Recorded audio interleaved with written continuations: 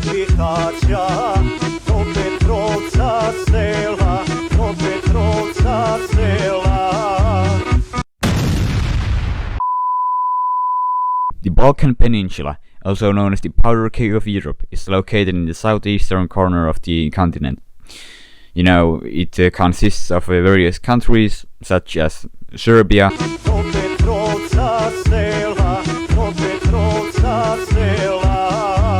Romania,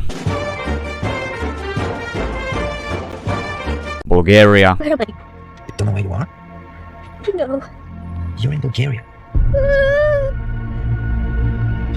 No. Greece,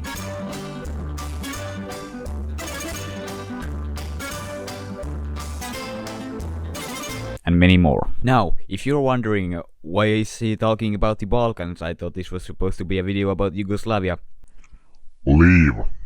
Anyways, you know, to explain Yugoslavia, like the origin story of our country here, we're gonna have to go back in time. We're going back in time to the first Thanksgiving to get turkeys off. For centuries, the Balkan Peninsula was, you know... Oh. Nope. We are not having that happen now. Yeah, hopefully the lights still stay up for 15 minutes or so.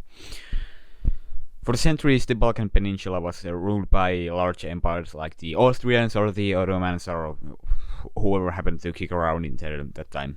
You know, never the Slavs, actually. You know, Serbs or Croats. Are Croats? Do Croats consider themselves like Slavic? I don't know. Yeah, the idea of a Yugoslavia was that it's a nation ruled by Slavs, and you know that a nation that Slavs inhabit and they can rule over themselves. Yeah, so after the rise of nationalism in Europe and much later the First World War, we have, you know, all these little parts breaking off from the Austro-Hungarian Empire, you know, parts of Romania and, well, naturally Austria and Hungary. Yeah, well, Croatia, Serbia, I think, yeah, Serbia was independent before. You don't know, now we have Croatia and Slovenia and stuff, so these guys band together and they think, oh, hey, what if we make the Slavic state? So this is how is born the kingdom of Serbs, Croats and Slovenes. Yeah, a monster of a name there. So naturally it gets changed later to Yugoslavia. Wow, all of these dots are connecting now, aren't they? So yeah, fast forward to 1989. We interrupt this program for a special report. This fucking idiot said that this shit happened in 1989. There's no way in hell that this stuff was going on back then. What he meant to say was 1918. Thank you for understanding. 24th of November, the kingdom of blah blah blah blah blah gets established, and yeah, now we're gonna rewind. We're gonna wind the time to 19. Can you say wind the time? I don't know if you can actually say that. Oh wait, well yeah. Now it's 1928. No, 1929. Yep.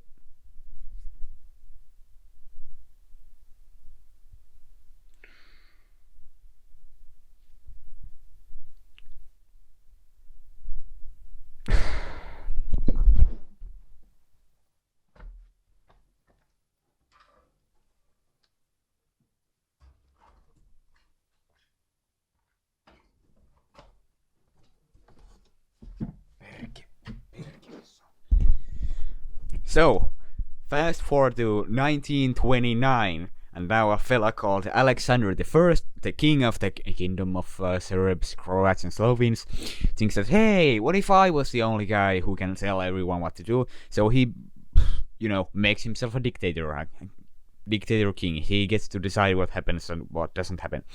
And yeah, he's the one we can thank for, you know, changing the absolutely horrendous name of the kingdom of Yugoslavia. Yeah, so Now I thank Alexander the First, although he probably was a bit of a dickhead, you know, for telling people that he's now the one who tells them what to do. But yeah, I thank him for changing that. It makes my life a lot easier making this video. So thank you, Alexander the First, or wherever you are, whoever you were. Yeah.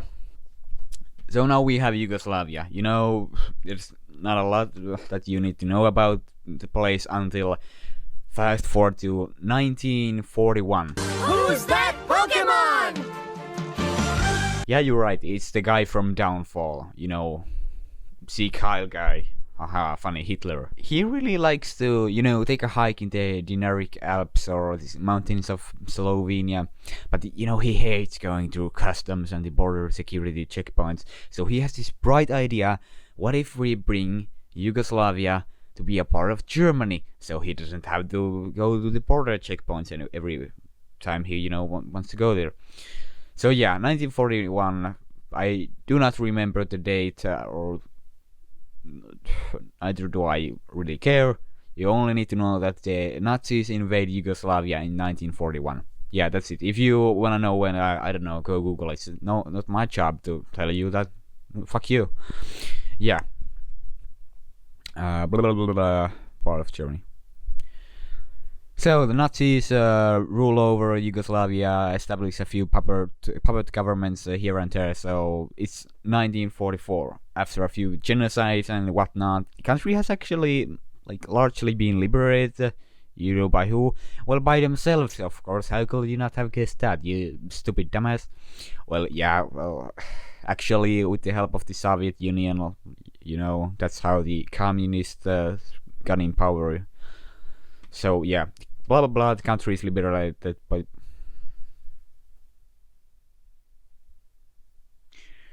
can I fucking finish a small set of talking? Please. One time. I'm not asking for a lot. You know, I'm not asking for a lot. It's yeah, fuck this.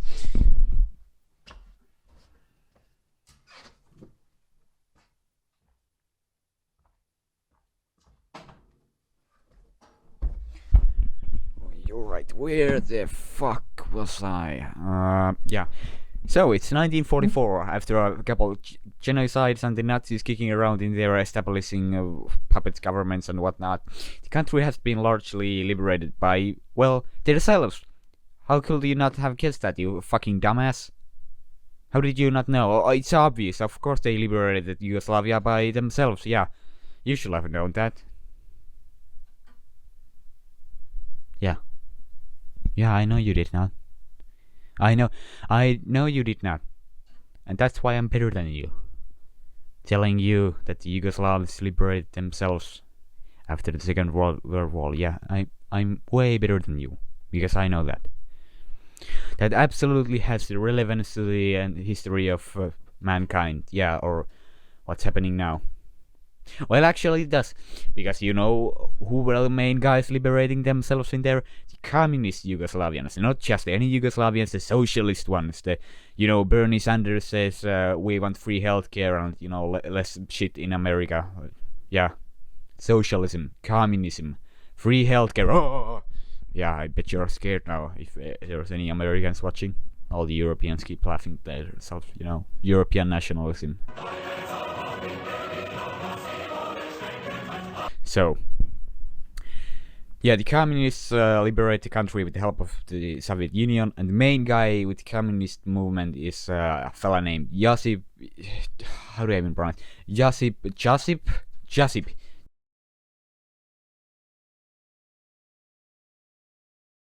I'm just gonna refer to him as Tito from now on. So yeah, it's 1944.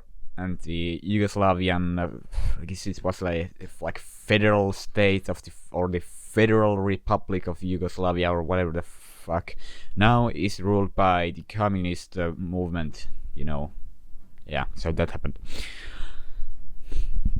As I already, you know, briefly mentioned, they got a lot of help from the Soviet Union. You know, and you know who was in charge of the Soviet Union back then? Yeah, you guessed right. It's guy with the second most memorable mustache from history. Yeah, Joseph Stalin, if you were wondering. Yeah, if you didn't know that was Stalin, get out of here. You can't watch my videos. Get out. Go touch grass or something. I don't know. Yeah. So now we have a communist. Oh yeah, I have probably said that a million times by now. But first, the communists in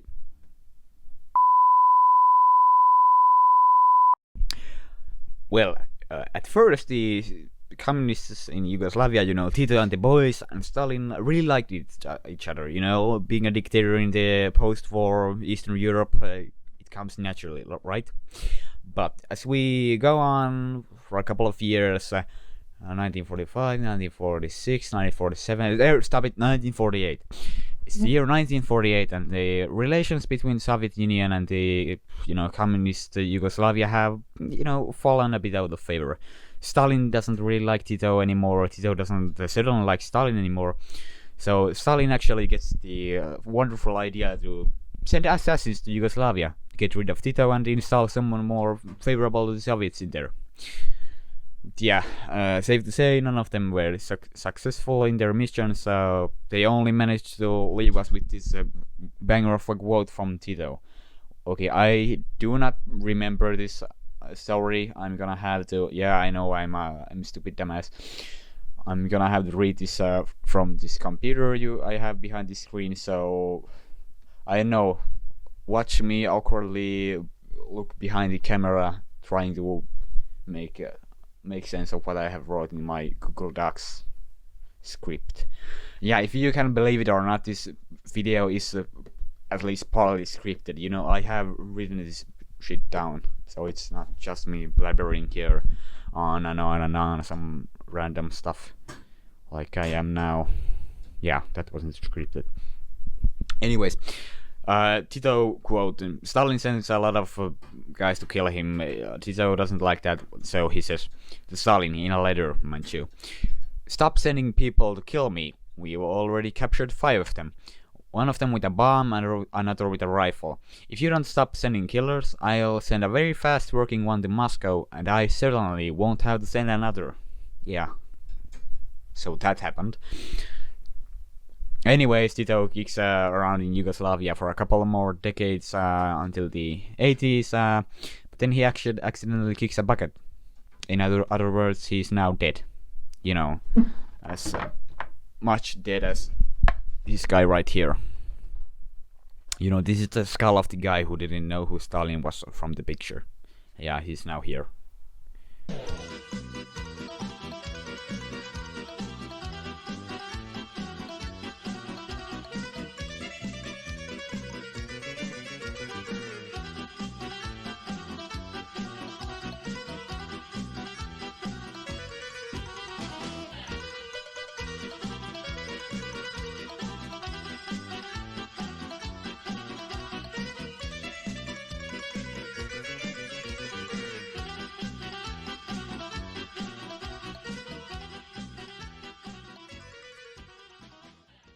Now that all is out of the way, you might want to know why there's a statue of Mr.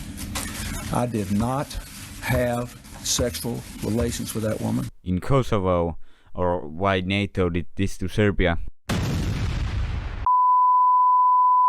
Well, first you're gonna have to know that Yugoslavia was a federal republic, so there was like a number of smaller different states running around inside this union sort of a country. You have your Serbias and Bosnias and Croatias. Yeah, so after Tito's death in 1980, no one could really, find a guy to replace him. No one quite had the authority or the charisma to be the new Tito.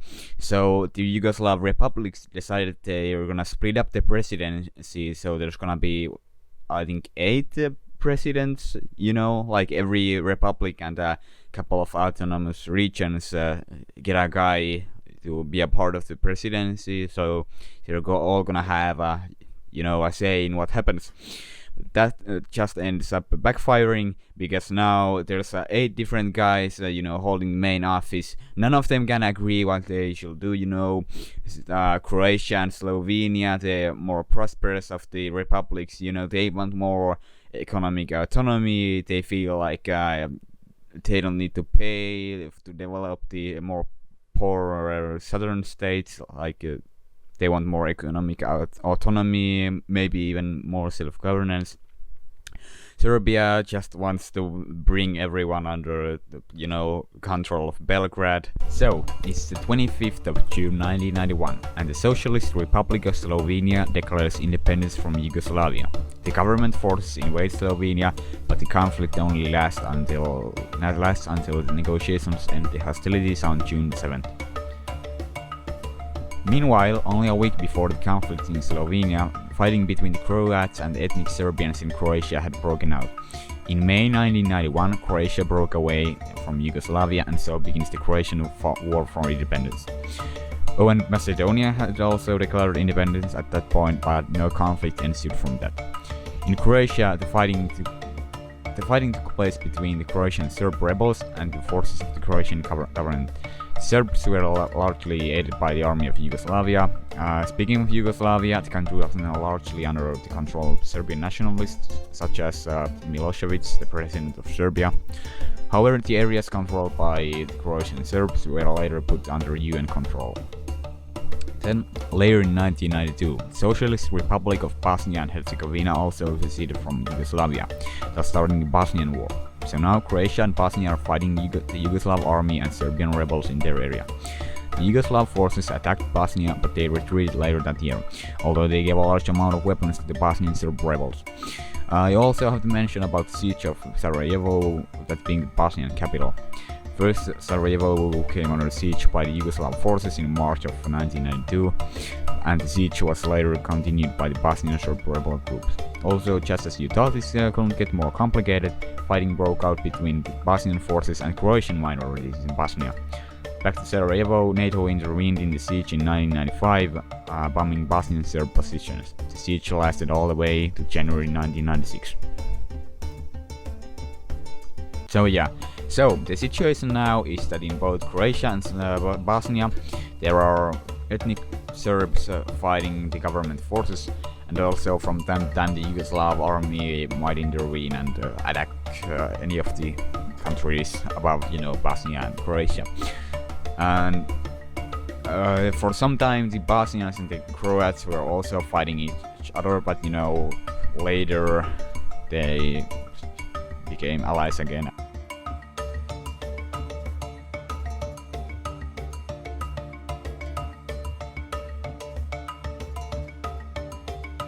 But just as you thought this was about the end, ethnic Albanians in Kosovo started an insurgency against the Yugoslav forces, and it lasted from 1999 all the way to 2001, I believe. Yeah. So, again, this is a complicated subject, but basically you need to know that this is why the whole Kosovo thing is still going on. Kosovo wants to be their own country. Serbia thinks they should be a part of Serbia. Not everyone in the world even recognizes Kosovo. And yeah, during this Kosovo war, a lot of bombing of then Yugoslav, now Serbian targets by NATO happened. So if you ever see a Serbian person in some videos, comments heading on NATO, this is what happened.